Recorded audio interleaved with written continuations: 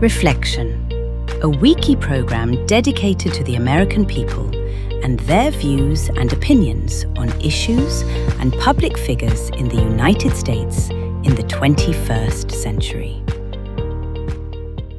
Robert P. Fitton has written The Nixon Theorem in 3 volumes. Before Watergate, Nixon's Choice.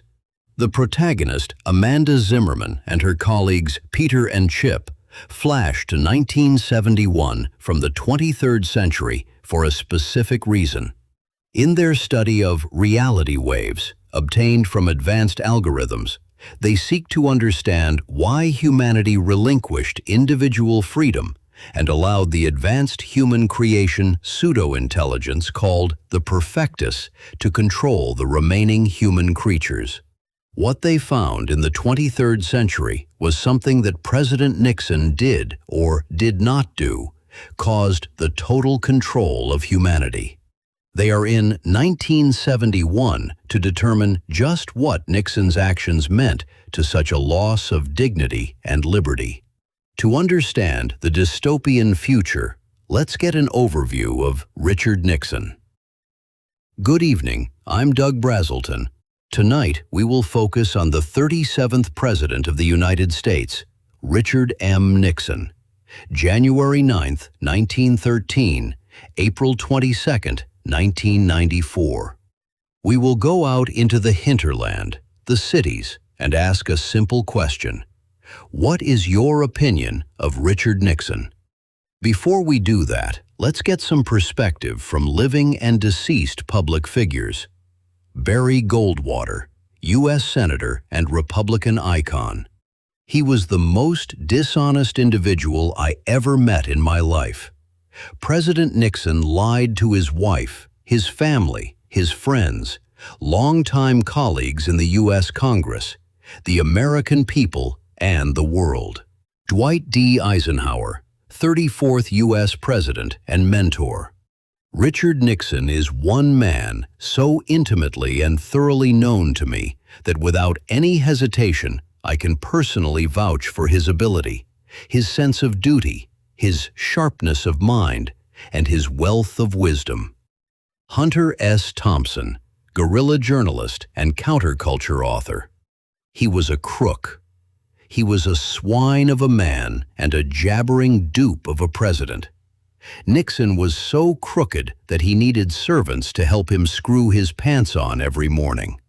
Tom Wicker, New York Times columnist and author, characterized Nixon as a man trapped between his genuine intellectual capacity for statesmanship and an inner compulsion for political sabotage and covert warfare. Ronald Reagan, 40th U.S. President, respected Nixon's global intellect and geopolitical grasp during post-presidency years. Bob Woodward, investigative journalist, believed Nixon's downfall was entirely self-inflicted, a profound institutional tragedy born from an administration that treated the rule of law as optional. Henry A. Kissinger, National Security Advisor and Secretary of State. In the conduct of foreign policy, Richard Nixon was one of the seminal presidents. He achieved greatly, and he suffered deeply, but he never gave up.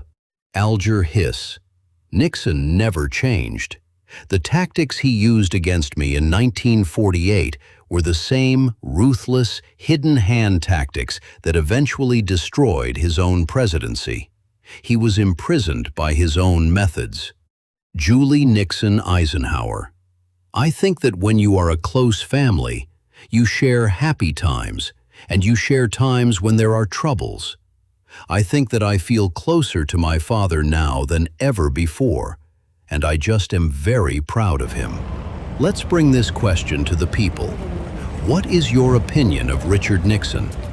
He was the only criminal we ever had as president. What is your opinion of Richard Nixon?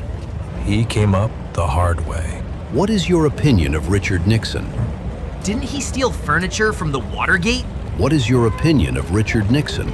Who's Richard Nixon? What is your opinion of Richard Nixon? Is he still in jail? What is your opinion of Richard Nixon? He was a good piano player for Mary Poppins. What is your opinion of Richard Nixon? Wasn't he and Al Capone pardoned by Harrison Ford? Perhaps it would be good to study the words of someone who was with Nixon for many years. Pat Buchanan's tribute to Richard Nixon at the Nixon Library Centennial Celebration on January 9, 2013, is a sweeping retrospective that frames Nixon not just as a president, but as the architect of the modern Republican Party. Buchanan casts Nixon as a man defined by relentless perseverance and a capacity for historic comebacks. Buchanan stamps his era as part of the Nixon generation. Nixon was an unavoidable, constant force in the American political landscape from the late 40s until his death in 1994.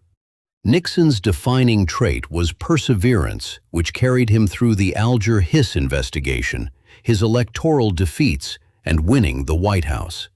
Nixon is characterized as a man who refused to stay down when counted out by the establishment.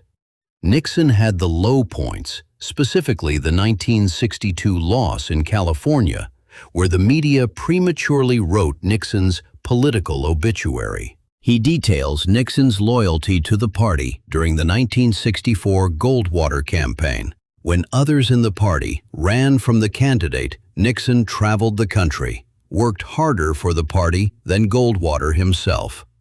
Buchanan describes the Republicans as a house in ruins, turning it into the house that Nixon built in the following years. Let's remember Nixon's presidential accomplishments. Buchanan defends the breadth of Nixon's presidency, arguing that he inherited a country coming apart at the seams. He ended the war in Vietnam, secured the SALT I and ABM treaties, and the historic opening of China. Nixon created the EPA and the Council on Environmental Quality and ended the military draft. He desegregated the Southern schools from 10% desegregated to 70% by the end of his presidency. Nixon's legacy informed subsequent Republican administrations and the courts. He closes with a powerful defense of Nixon against his tormentors, comparing Nick Carraway's observation in F. Scott Fitzgerald's The Great Gatsby. "They were a rotten crowd. You're worth the whole damn bunch put together." Amanda witnessed firsthand Nixon's incredible trip to China and studies his trip to the Soviet Union. Her journey and story is intertwined with the Nixon history, which she studies in depth. In the end, she solved the Nixon theorem in a way she never envisioned. This is Doug Brazelton for Reflection and the Nixon Theorem. Good night.